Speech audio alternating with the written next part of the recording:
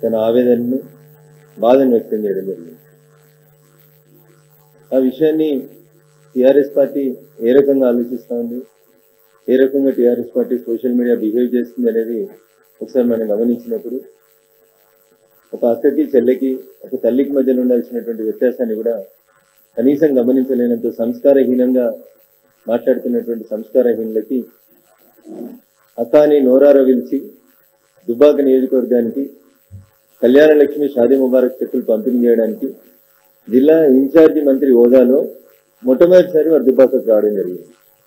గతంలో నేను ఆ నియోజకవర్గం నుంచి ప్రాతినిధ్యం వహించిన శాసనసభ్యునిగా దుబ్బాకలో ఉండేటువంటి చేనేత కార్మికుల సమస్యల గురించి పూర్తిగా అవగాహన ఉన్నటువంటి వ్యక్తిగా ఎక్కడికి పోయినా ఏ నాయకుడిని కలిసినా ఎవరిని కలిసినా చేనేత కార్మికుల సమస్యలు పరిష్కారం కావాలనేటువంటి ఒక మంచి లక్ష్యంతో ఆఖరికి నేను ఈ దేశ ప్రధానిని కలిసిన రోజు కూడా మెదక్ పార్లమెంట్ సభ్యుడిగా నేను దేశ ప్రధానికి వేసింది కూడా నూలుపోగులు, ఇట్లాంటి సేమ్ కొండా సురేఖ గారికి వేసినట్లాంటి నూలుపోగుల దండనే వేసి చేనేత కార్మికుల సమస్య ఇన్ఛార్జి మంత్రి హోదాలో శ్రీమతి కొండా సురేఖ గారు దుబ్బాక శాసనసభ నియోజకవర్గానికి నేను ఎంపీగా గెలిచిన తర్వాత వారు మంత్రి అయిన తర్వాత మొట్టమొదటిసారి వస్తుంటే అక్క వేయొచ్చా అని అడిగి అక్క మీ సామాజిక వర్గానికి సంబంధించినటువంటి సమస్యలు, నేతన్నల సమస్యలు, ఆ కుటుంబంలో నుంచి వచ్చినటువంటి అక్కవు కాబట్టి దయచేసి మా దుబ్బాక నేతన్నల సమస్యలు పరిష్కారం చేయక అని అడిగి ఒక అక్కకు తమ్ముడిగా వారికి నేను ఈ నూలు పోగుల దండేస్తే దానికి కూడా ఇంత సంస్కార విహీనంగా మాట్లాడుతూ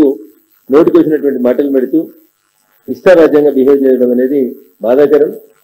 ఒక సోదరిగా వారికి జరిగినటువంటి ఇబ్బందికరమైనటువంటి పరిస్థితుల పట్ల 100% విచారం వ్యక్తం చేస్తూ తమ్ముడిగా తప్పకుండా మీకు జరిగినటువంటి అన్యాయం పట్ల ఒక వకీలుగా 100% మీ తరఫున నిలబడతాను.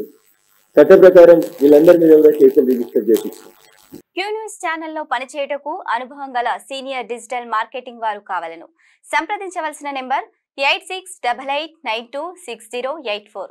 qnewsads@gmail.com ను సంప్రదించండి. లైక్ చేయండి.